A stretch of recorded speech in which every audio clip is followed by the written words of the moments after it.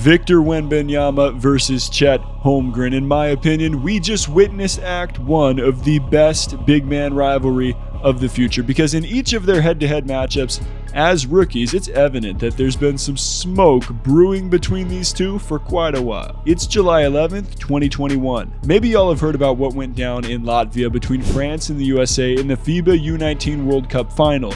It's the first ever matchup between Wemby and Chet, and Wemby is visibly not happy. Reason being, he fouled out early in the fourth quarter with 22 points, 8 rebounds, and 8 blocks. The result?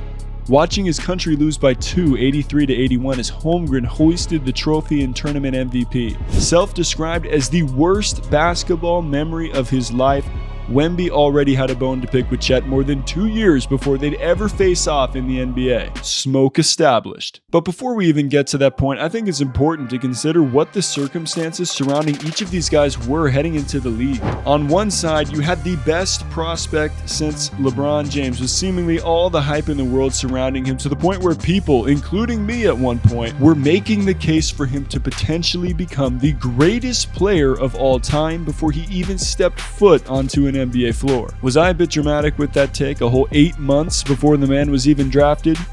Yeah. Could he still become the GOAT though? Yeah. On the other side, you had a guy who realized his dream of getting drafted into the NBA just to get sidelined for an entire season because of a foot injury he suffered in a pickup game against LeBron James. And now I've managed to mention LeBron twice in a video that's got absolutely nothing to do with him. Seriously, when are we going to be able to move on from Bron when talking basketball? Well, Wemby versus Chet might help, because as the old guard eventually moves on, and I say eventually because for LeBron that might be another 10 years at this point, who knows? Anyway, these young kings are ready to take center stage. Chet played in all 82 games to help OKC officially arrive at the top of the West record-wise in 2023-24, and San Antonio, well, they were not good. But Wemby, all 7'4" of him, along with his 8-foot wingspan, was out here busting out the sham god and posting rookie numbers that were arguably better than those posted by LeBron in his rookie season. And now I've officially exceeded my LeBron quota for the day. Anyway, I know that Wemby versus Chet has been a talking point all year long, and people have had their opinions. You would take Chet over Victor Wembanyama? I'm taking Chet over Wamba. Now, 5 years from now, 5 years ago, everybody sleep on a young boy. Has this take aged well?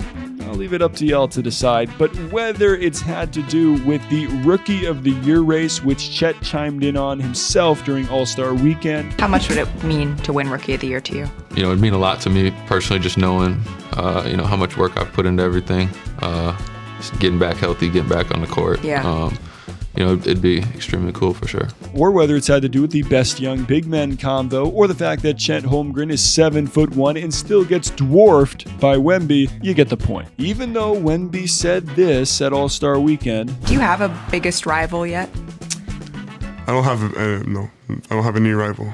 I beg to differ. There's seemingly unlimited storylines to talk about surrounding these two guys, and the obvious one is that they're both insanely tall and long, and can do things on the court that we really haven't seen before. And I'm here to cover all of it by looking at the entirety of their rookie season matchups and the smoke that exhibited itself throughout. And after watching this video, you be the judge of if the Victor Wembanyama versus Chet Holmgren matchup is the next best big man rivalry that we'll see for years to come. And at this point, if anyone owns this matchup.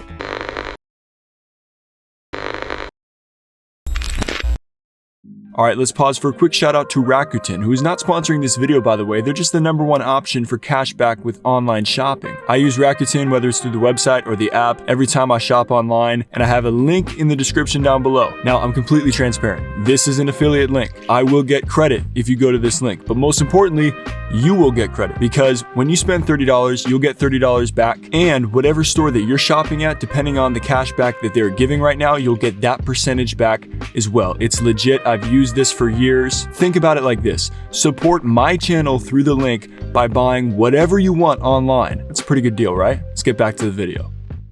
It's October 9th, 2023, and 7'4" Victor Wembanyama is matching up against 7'1" Chet Holmgren in a preseason game. Now, what happens when a guy this tall, who traditionally protects the rim, and struggles guarding the perimeter, reaches with an 8-foot wingspan and swipes the ball like this. What happens when that same guy gets beat off the dribble and can still recover and swat it off the glass like this? What happens when that guy puts the moves on from the wing and finishes around another guy who's got a 7-foot 6-inch wingspan by hanging in the air with a scoop layup a la Michael Jordan and Kobe Bryant? And what happens when those long and lean guys still flex on each other after and one layups? Well, that last one was a joke.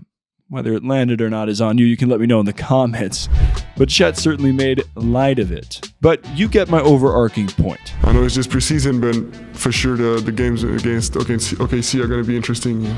You know, I plan to play a long time, and I'm sure he does too. So there'll be no choice but to go back and forth. While this wasn't the official debut of these two against each other, the best phrase I can come up with to describe it was that it was one of the most visually unique basketball experiences I've ever witnessed with my own two eyes. I'm sitting there saying, man, if a preseason game between these two looks this otherworldly, then what planets are they going to take us to for the next one? Well, it was still on Earth, and it actually occurred in the exact same place a month and 5 days later on November 14th, 2023. But something did change, and that was OKC's court for the first ever NBA in-season tournament. And early on, it was Wemby once again making something difficult look extremely effortless. As Holmgren went for the steal on the pass, Wemby catches and instantly goes behind his back. Jalen Williams rotates over to help, so he proceeds into the casual Euro step and dunk.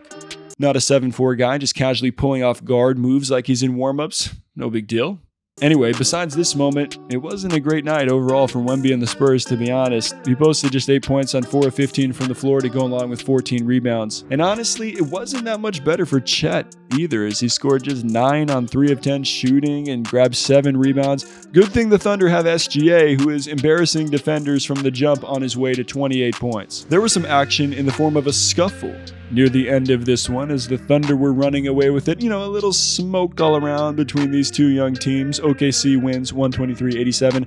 Chet takes a 1-0 lead in the all-time series between him and Wemby. And while I talk about smoke a lot on this channel, trust me that it's nothing but love between y'all and I. So go ahead and leave a like and your feedback in the comments down below to let me know if you actually are enjoying this type of content. Stay locked in into all future uploads by subscribing and hitting the bell to turn on notifications, and I appreciate y'all for investing your valuable time into this content. Their second all-time matchup came over 2 months later on January 24th, 2024 in San Antonio as part of the NBA's Rivalry Week. Do you have a biggest rival yet? I don't have I don't have any rival. Too bad, Wemby. We already know that you do. And it's in this game that exact rival would battle with him in competitive back-and-forth action. Wemby dropped 24 points on 50% field goal shooting, grabbed 12 rebounds, and tallied 4 blocks, while Chet recorded 17 points on 7 of 13 from the floor and 9 rebounds and 3 blocks. The bulk of their back-and-forth battle occurred in the fourth quarter. Even with the game seemingly out of reach, Wemby and Chet simply did not care. Holmgren got it started with a spot-up wing 3 over the closing Wemby to put OKC up 27. The very next possession, Victor unlocked his point guard bag with about the longest sweeping crossover you'll see, straight downhill to the bully ball, shoulder into the chest of Chet to the slam, and then proceeded to stare him down after the play. Chet's response? A fight for position on the block defensively, leading to the steal and coast-to-coast layup. So this is where we are in 2024 then. 7-foot, 1-inch players leading the point fast guard, break. like full court, one-on-one, like 94 it's a feet, drill. Monica. I mean, comes up with the steal, great position, and then just handles through the traffic. There's 3 white jerseys there. Exactly how you'd want to respond after getting dunked on and stared down, if you ask me. A few possessions later, Chet lost Wembanyama on a switch after the screen and took advantage of the mismatch, going off the dribble to the rack for the two-handed slam. Wemby would answer on the next possession on a second effort tip-in, staying with it. Then he'd strike again on a mid-range post-up, catching the ball with his back to the basket, to the face-up, jab step, one dribble fadeaway jumper. It's not often that Wemby would need to fade over anyone, but this is a battle of the 7+ footers that we're talking about, people. Chet, not done answering, catches the ball in the corner and gets Wemby to bite on the pump fake, drives in and stays with it on the, not the second, but the third effort to put it in. And this whole thing would conclude with a miss. Why, you ask? Well, when it's a miss like this... Oh, Wemby tried to take his soul away. You what? Yeah. But in the end, it was Chet and the Thunder who came out on top.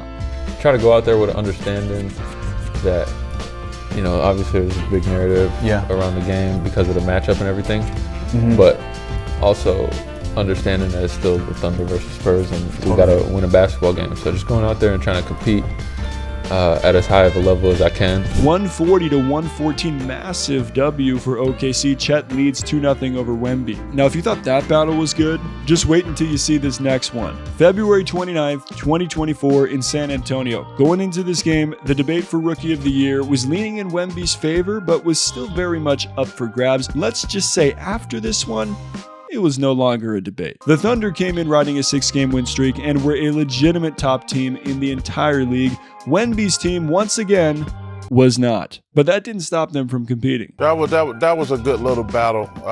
That's the future of the NBA. It was great. It was great. It was great to watch. I'd argue it was more than a good little battle, Chuck. Holmgren, 23 points on 8 of 12 from the field, 7 rebounds, 5 assists. The man was cooking. Back down to the mid-range fadeaway in the key bucket, a lob catch and finish over Victor, a spin move to the up and under scoop finish around Wemby, that was smooth, and a pump fake on the wing to the drive and slam. Not a bad night for Chet at all. And it would be more widely remembered if it weren't for what Wemby did to answer. When's the last time you saw a 7'4" hybrid center wing, whatever position he is, knock down 5 threes?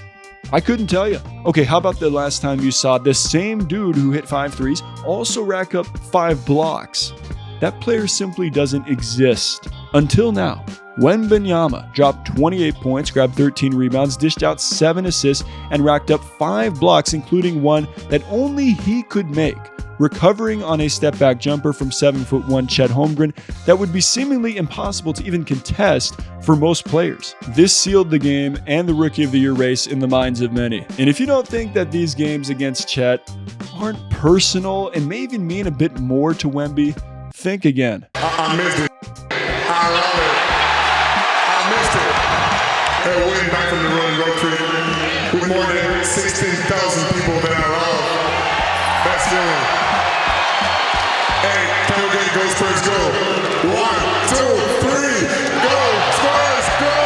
Wemby moves to 1-2 versus Chet all time, and this would be their final matchup in the 2023-24 season as Pop rested Wemby in classic Spurs fashion at OKC on April 10th. And this was only Act 1 of these guys facing off. And if the seasons to come are anything like the first, let me just say that we are in store for some legendary stuff, people. In 3 games, Wemby averaged 20 points, 13 rebounds, 4.3 assists, and 3.7 blocks per game, while Chet posted averages of 16.3 points, 7.7 rebounds, 4 assists, and 1.7 blocks per game. These were their matchups. These were their numbers. The competitive animosity and big-time performances are all there. Now it's up to y'all to decide. Is the Victor Wembanyama versus Chet Holmgren matchup the next best big man rivalry that we'll see for years to come? And at this point, does anyone own this matchup? Sound off in the comments with your take, and I'll be reading and replying to y'all's responses. And I'll be back with another episode of Topic Tackle coming soon. As always, stay solid, people.